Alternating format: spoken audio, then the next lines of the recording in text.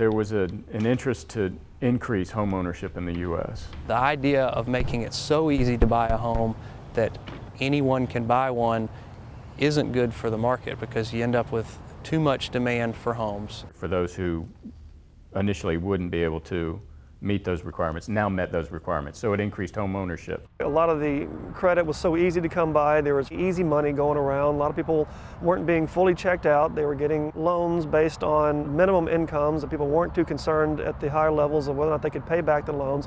And sure enough, that caught up with us. An extended period of time, going back over perhaps 15, 20 years of extraordinary debt creation, both in the private sector as well as in the public sector. And we simply got to a point where we could no longer sustain economic activity that was fueled by ever-increasing amounts of debt. And right now what's going on is that people said, well, enough is enough. I've got the stuff that I want on loan, basically, and now I've got to go out and pay for it. I think at its heart, that was the real reason for the crisis. We were collectively living beyond our means, and the day of reckoning arrived. And it was such a vast number of people nationwide who were doing that, then it ended up being a problem both on Wall Street and within the banking industry, and it affected everybody. It affected all industry, right down to individual homeowners. You had a lot more people buying homes, first-time homes, in markets where you really saw a bubble, because you just had that many more home buyers in a market that didn't used to be there.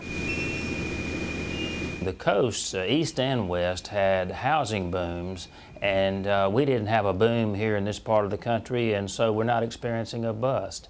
And most of the issues that created the economic calamity were housing related, having to do with foreclosures, subprime mortgage problems, and things of that nature. When those loans adjusted, you started to see the first wave of foreclosures. And if you saw a lot of them in a particular market, like a Miami or a Southern California or a Vegas, it compounded on itself. You realize, hey, I'm not as rich as I thought I was.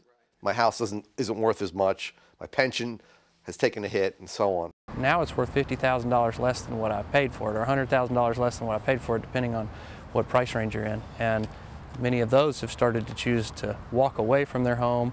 And now, with the national economy falling, we've seen people that are losing their homes purely because they've lost their job. The accumulation of debt works as long as the asset that you purchase with it rises in value. As soon as that asset starts to fall in value and you're still left with the outstanding debt, now all of a sudden you've got a big problem.